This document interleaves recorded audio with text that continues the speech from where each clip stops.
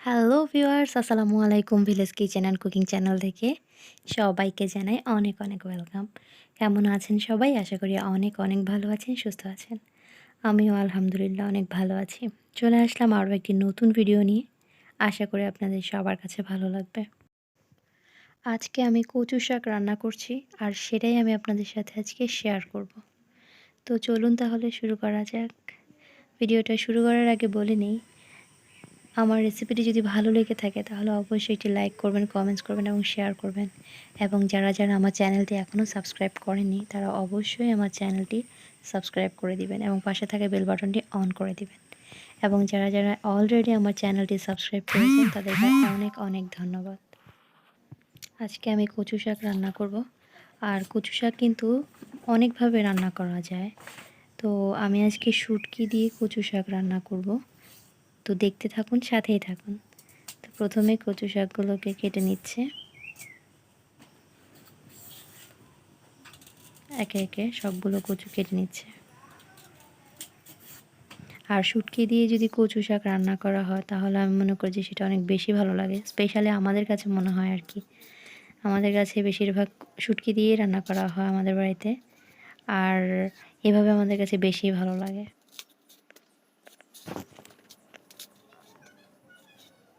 তো কচু কাটার সময় কিন্তু অবশ্যই একটু খেয়াল করে কাটতে হবে, কারণ হচ্ছে কচু কাটার পরে কিন্তু হাত চুলকায়, আর এটা আসলে একটু প্রবলেম। তো সেক্ষেত্রে একটু খেয়াল করে কাটবেন। তো একে একে সবগুলো কচু কেটে নেওয়া হচ্ছে, দেখতেই পাচ্ছেন। এখানে কচুর পাতাও নিচ্ছে, কচুর ডাঁটাও নিচ্ছে। তো কচুগুলো কাটা হয়ে গেছে, এখন কচুগুলোকে একটু একটু ভাপ দিয়ে নিব।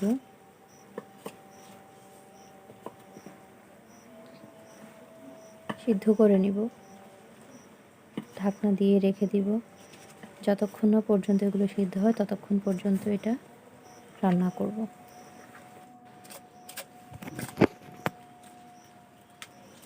লবণ দিয়ে দিচ্ছি সামান্য, শুধু লবণ দিয়েই কচুগুলোকে সিদ্ধ করে নেব।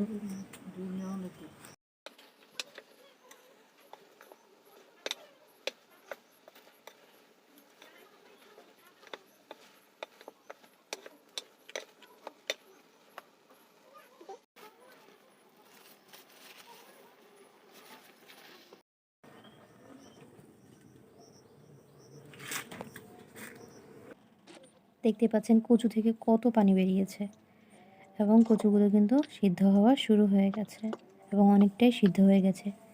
এ পর্যায়ে একটু নেড়ে চেড়ে একটু ভালো করে মিশিয়ে দিবেন, আর একটু বেশিই নাড়বেন যাতে করে এগুলো ভর্তা ভর্তা হয়ে যায়। ঢাকনা দিয়ে বেশ কিছুক্ষণ সিদ্ধ করে নিচ্ছি। এগুলোকে একটু বেশি করে নেড়ে চেড়ে এগুলোকে ভেঙে দিচ্ছি এবং ভর্তা ভর্তা করে নিচ্ছি। একটু পরে দেখুন একেবারে এগুলো সিদ্ধ হয়ে গেছে এবং একদম পুরা গলে গেছে। এগুলোকে আরেকটু জাল করে নেব।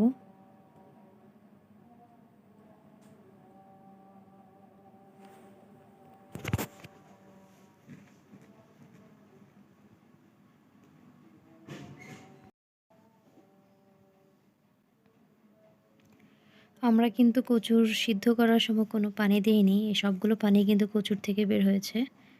আর ওই পানিগুলো দিয়েই কিন্তু কচুটা সিদ্ধ হয়ে গেছে। কচুটা সিদ্ধ হয়ে গেছে, এখন নামিয়ে নিচ্ছি। চুলায় একটা কড়াই বসিয়ে দিচ্ছি এবং এতে দিয়ে দিচ্ছি পেঁয়াজ আর কাঁচামরিচ কুচি। পেঁয়াজ আর কাঁচামরিচগুলো দিয়ে কিছুক্ষণ ভালো করে ভেজে নিব।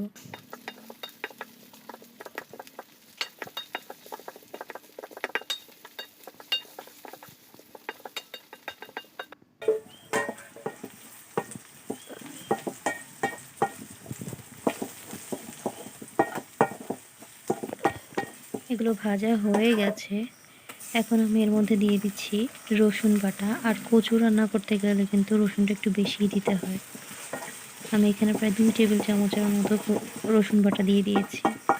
এখন নেড়ে চেড়ে এগুলোকে একটু ভেজে নিচ্ছি, তাতে করে এর কাঁচা গন্ধটা চলে যাবে। এরপর আমি এতে দিয়ে দিচ্ছি হলুদের গুঁড়া এবং দিয়ে দিচ্ছি মরিচের গুঁড়া। এগুলোকে ভালো করে মিশিয়ে দিচ্ছি, তেলের মধ্যে কিছুক্ষণ ভেজে নিব।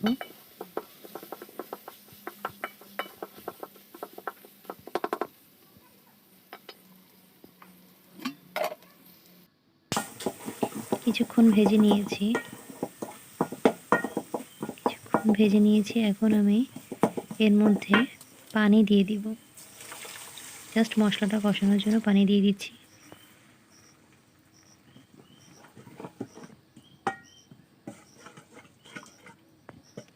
নেড়ে চেড়ে ঢাকনা দিয়ে রেখে দিব।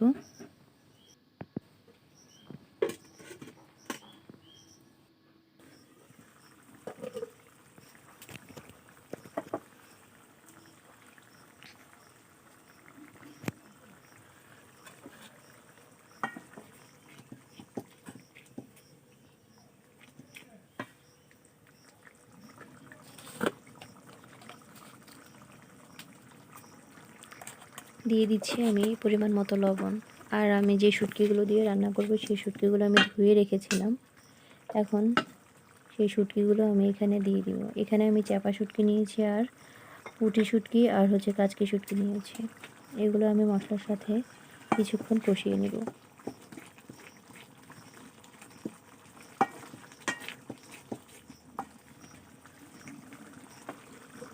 ঢাকনা দিয়ে দিচ্ছি। ঢাকনা দিয়ে অনেকক্ষণের মতো কষিয়ে নিব।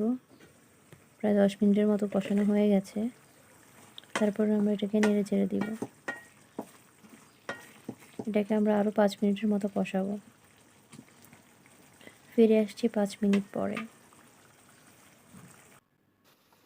দেখতেই পাচ্ছেন, এই অবস্থায় আমরা সিদ্ধ করে রাখা কচুগুলো দিয়ে দিচ্ছি এর মধ্যে।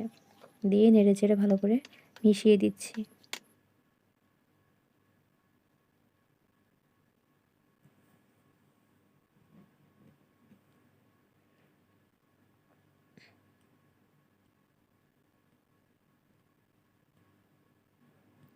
একটু পরপর কিন্তু নাড়তে হবে।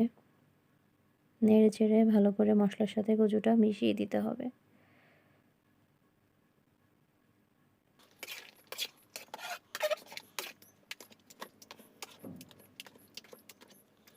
আমি একটা চামচ দিয়ে বারবার ভালো করে গলিয়ে দিচ্ছি, তাহলে ভালো হবে। সেই জন্য দেখতে পাচ্ছেন ঝোল কিন্তু শুকিয়ে গেছে, অনেকটা শুকনা শুকনা হয়ে আসছে।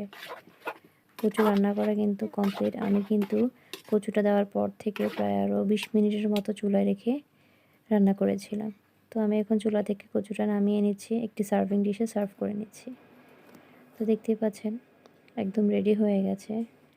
আর এটা কিন্তু ভাতের সাথে, গরম ভাতের সাথে খেতে আসলে অনেক মজাদার। আর যেহেতু শুটকি দিয়ে রান্না করা হয়েছে, শুটকি দিয়ে রান্না করলে আসলে এটা অনেক বেশি ভালো লাগে। কচু যেহেতু অনেকভাবে রান্না করা যায়, কিন্তু শুটকি দিয়ে রান্না করলে মনে হয় যেন এর টেস্টটা একটু বেশিই লাগে। তো সবাই আমার রেসিপিটি যদি ভালো লেগে থাকে তাহলে অবশ্যই একটি লাইক করবেন, কমেন্টস করবেন এবং শেয়ার করবেন। আর যারা এখনও আমার চ্যানেলটি সাবস্ক্রাইব করেননি তারা অবশ্যই আমার চ্যানেলটি সাবস্ক্রাইব করে পাশে থাকা বেল বাটনটি অন করে দেবেন। আর যারা অলরেডি আমার চ্যানেলটি সাবস্ক্রাইব করেছেন তাদেরকে অনেক অনেক ধন্যবাদ। ভিডিওটি দেখার জন্য আপনাদের সবাইকে অনেক অনেক ধন্যবাদ। তো সবাই ভালো থাকবেন, সুস্থ থাকবেন, আমার জন্য দোয়া করবেন। আল্লাহ হাফেজ।